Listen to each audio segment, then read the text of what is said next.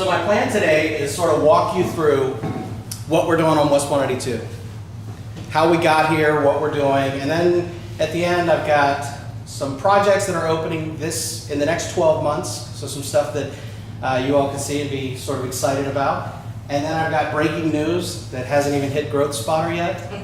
So I'll share that with you at the very end as well. It'll be on Growth Spotter after this. Definitely. Well, she was there this morning whenever we did it, so I'm sure that she's feverishly typing as we speak. Change is inevitable, progress is optional. This quote has actually been presented by 500 million people. You're good. I was like, whoa. What happened to me? Did my medication go bad? I put Tony Robbins on here because it was one of the 50 different people that was attributed to this. I almost put myself on here just to be funny, but I use this because one of the things that I've heard a lot in doing redevelopment, so when you do redevelopment and community economic development, people get scared because they don't want their community to change. And that's a positive fear. I know some people don't like that fear, but to me that's a positive fear. That means you care about your community. So one of the things that I try to point out is that the change is going to happen. It's whether or not we can help make sure that that change is positive for our community. So what's progressing out on 192? Properties are renewing. This is what Old Town looked like 3.5 years ago. So if you've been by Old Town recently, you might have forgotten that it looked this bad. But this isn't ancient history. This is 3.5 years ago. That's what Old Town looks like today. This is what Old Town should look like by the end of next year. There's a Shoney's Bar and Grill that's going in where it says Wheels. It's actually Shoney's. And then there's a car-themed, classic car-themed restaurant going in adjacent to that. That property is where it's still fenced off around the Ferris wheel right now, but this is coming in the very near future. That roller coaster that you see in the background in this render is actually also installed now. It's the only wooden roller coaster in the United States with a loop. It's fun-ish. So we're looking at bolder designs. One of the challenges we have with the West 192 corridor in and of itself is the corridor exploded about 40 years ago. Disney came, Disney opened, a bunch of two-story open corridor motels went in. They didn't go in because people didn't have the foresight to think that the area was going to have more visitors. They went in because that's all you could build on a septic tank. So we didn't have water and sewer through there. So the reason why you drive the corridor and think, well, why did they build it like this? iDrive looked identical until about 20 years ago. iDrive started earlier than we did making the changes, but iDrive looked very similar to 192 about 20 years ago. This is Magic City. So the area just before Cracker Barrel, if you've noticed, they've already started clearing that. They're clearing it to build Magic City. Magic City is being designed by Pininfarina, the firm that designs the Ferrari. It is a roughly $2 billion development. High-end restaurant, high-end retail. One of the things that they've noticed with our West 192 area is not a lack of restaurants and not a lack of retail. It's a lack of quality restaurants and a lack of quality retail. So that's what they're bringing in, because what they're seeing is not only the people who live here want that, but the tourists want that. The idea of being sort of the value destination was a popular trend in the 80s. It's no longer popular now. People don't mind spending money for the right experience. So the idea of like, oh, we just have fast food every 10 feet is not appealing to anybody. I shouldn't say anybody. I'm sure there's somebody out here who's very nostalgic. This is Margaritaville.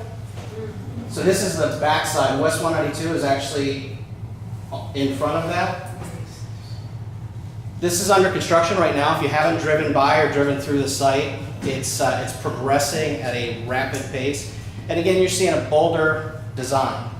This is a design style that people will want to actually go to as a vacation destination, as opposed to a hotel that they're just staying at because they're going to Disney. This is what the interior of that Margaritaville shopping district is going to look like. So pedestrian-focused development. I worked in Naples and in Winter Park. I live in Celebration. I love this type of development. And when we started having conversations with the folks at Encore, we really were pushing to don't put the giant big box like the Target and have a sea of parking. If we want to make this successful, make it a little bit more like Park Avenue. Park your car once, get out, enjoy yourself, walk around, spend the day. They are doing that to a degree that is going to be absolutely spectacular. It won't only be visited by tourists who are coming to the area, but people who live here are going to go enjoy this because the amenities that are coming.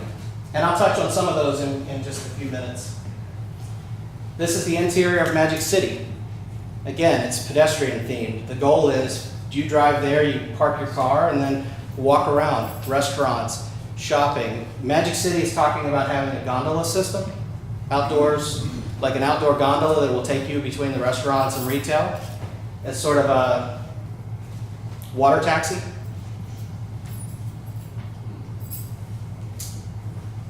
So how's the authority changing? When I started with the West 192 Development Authority, it was about 3.5 years ago, and we had just created a master plan, maybe a couple of years before that.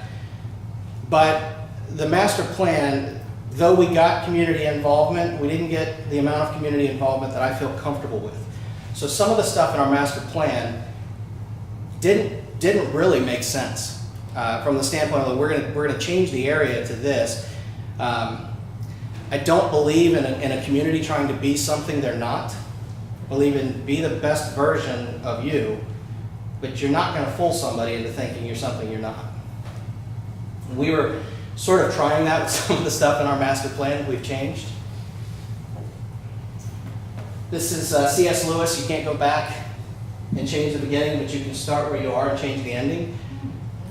This was tough because whenever you start a job and you come in and you say, I don't like the stuff that you did 2 years ago, that is met with a thud.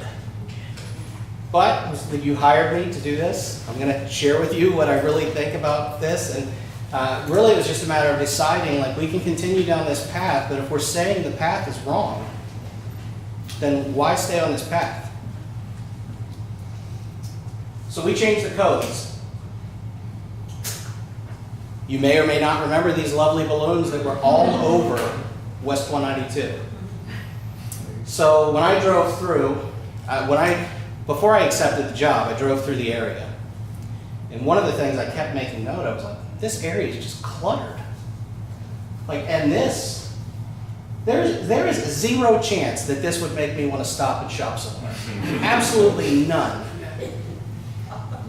So whenever I started looking, I said, what can we do to reduce the clutter? Because part of the issue with clutter is, if you've ever seen those pictures of like Hong Kong, when they let the sign code go crazy, the guy puts up a giant sign, then somebody puts a giant sign behind it, and then the next thing you know, you can't see anything. It's just a wall of clutter. And we started going down that path on 192. So we eliminated these. You're not allowed to do this on 192 anymore. There was one person angry. He happened to be the guy that rents the balloons. Nobody else cared. Signs, I'm sure you probably noticed the amount of monument signs that are going in on 192. The Sevilla Inn sign on the left is the way the signs were before.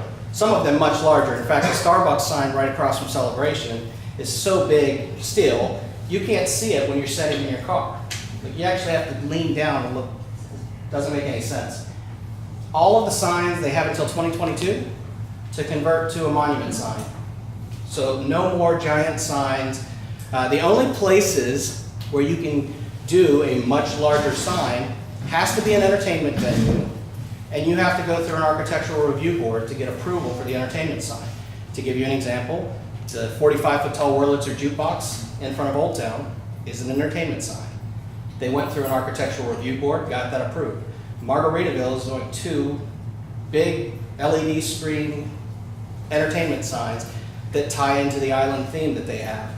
They went through the architectural review board process. Anybody else, McDonald's, Burger King, is gonna have this style sign. That sign's purple and gold right now. I'll touch on that in just a minute. We're eliminating the purple.